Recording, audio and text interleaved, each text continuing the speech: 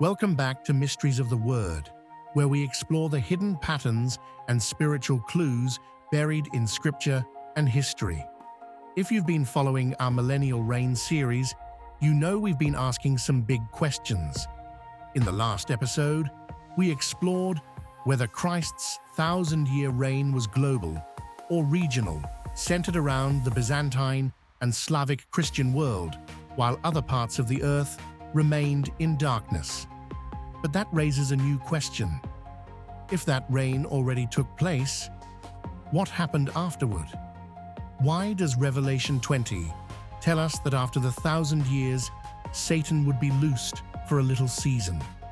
And more importantly, could that little season be the age we're living in right now? Revelation 27 says, "And when the 1,000 years are expired, Satan shall be loosed out of his prison." For 1,000 years, Christ ruled with a rod of iron. Peace, prosperity, and righteousness covered the land. The nations walked in his light. But then, something changed. The nations were deceived again, and shall go out to deceive the nations which are in the four quarters of the earth. Revelation 28. Notice that, the four quarters of the earth. That language implies a widespread deception, not just in one region, but everywhere truth once flourished. If you look at history after the so-called Middle Ages, what do we see? The rise of science that denied the Creator, New World empires, colonial conquest, and the rewriting of ancient timelines. Could this age of enlightenment actually have been the age of deception, the moment Satan was loosed to blind the nations again?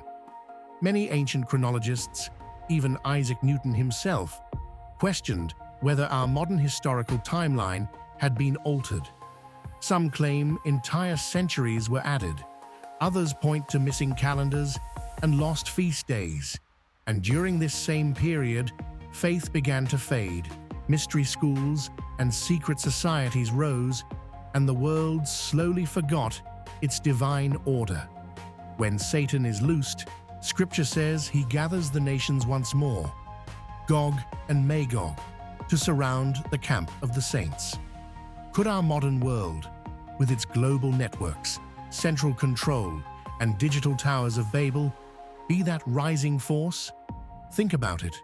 After a millennium of cathedrals, sacred art, and devotion to Christ, the world shifted to skyscrapers, concrete cities, and machines of war. The knowledge of the heavens turned into astronomy without God.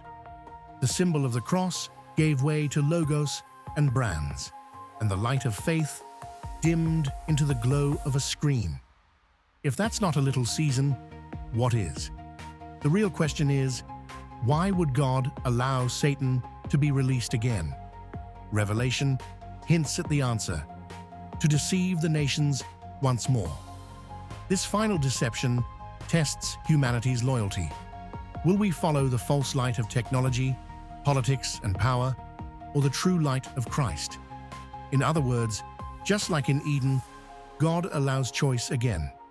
And just like in the days of Noah, deception fills the world before judgment falls. But the story doesn't end with Satan's freedom. It ends with his final defeat.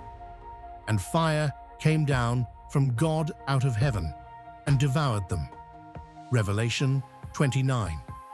This isn't just fire of destruction. It's the fire of purification. Everything false, every deception, every corrupted system will be burned away. And then, I saw a new heaven and a new earth. Revelation 21:1. So maybe, just maybe, we are living in the tail end of Satan's little season. And if that's true, then the next great event isn't the rise of evil, but the return of righteousness. Christ's kingdom never ended. It's just been hidden, waiting for his people to see clearly again. Keep searching the scriptures, because the mysteries are worth uncovering. This is Mysteries of the Word. See you next time.